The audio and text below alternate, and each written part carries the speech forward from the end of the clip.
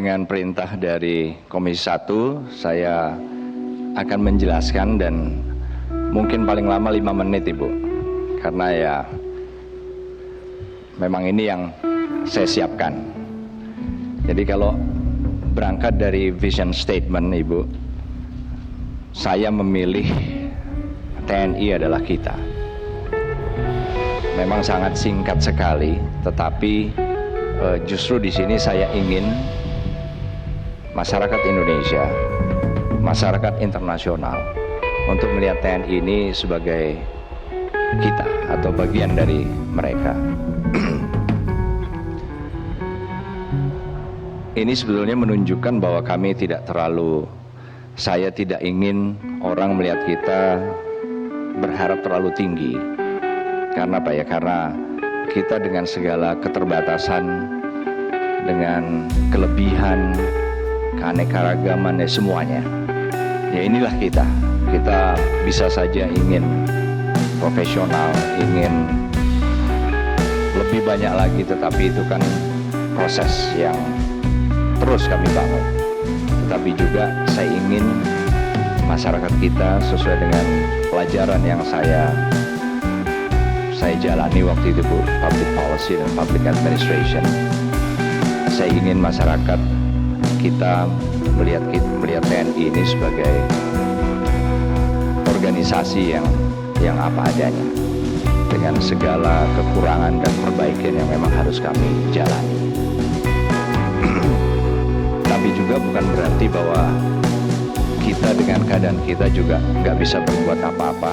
Tetap banyak yang bisa kita lakukan, karena memang sebagai orang yang punya keterbatasan pun juga kita pasti punya cara yang berbeda dalam misalnya mengejar apa yang harus kita selesaikan, masih bisa.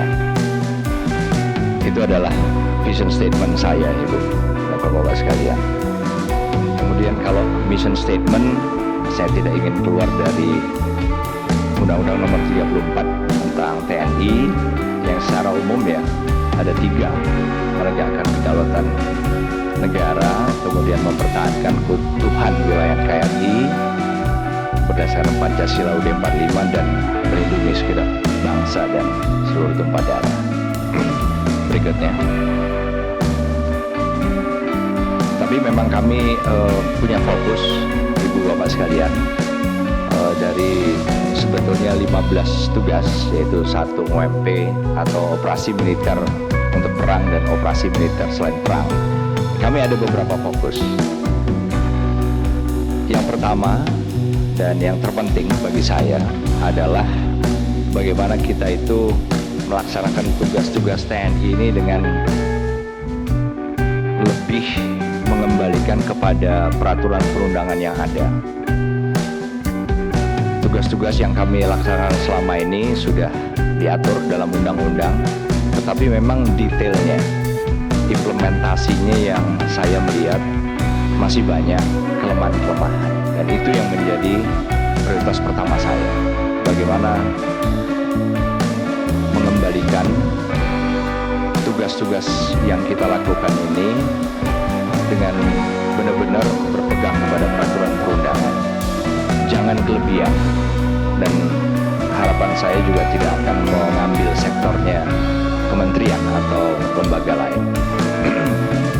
Kemudian yang kedua, dan ini kan sudah memang diatur dan sudah keluar peraturan Kementerian Pertahanannya pun, bahwa memang operasi pengamanan perbatasan ini juga sesuatu yang harus menjadi fokus dalam hal peningkatan. Peningkatannya bagaimana nanti detailnya, Ibu Bapak sekalian, yang saya siap menjawab pada saat sesi ini dinyatakan tertutup. Kemudian peningkatan kesiapsiagaan satuan TNI juga, ini juga fokus, karena sebetulnya banyak yang bisa kita lakukan untuk membuat kita jauh lebih siap, baik menghadapi tugas-tugas operasi militer untuk perang maupun selain perang. Berikutnya, cyber adalah fokus kami berikutnya, karena memang saat ini memang sudah hadir sehingga kita tidak bisa menghindar, dan menurut saya harus menjadi fokus yang lebih penting dibandingkan dengan keperluan-keperluan lain yang juga sebetulnya penting.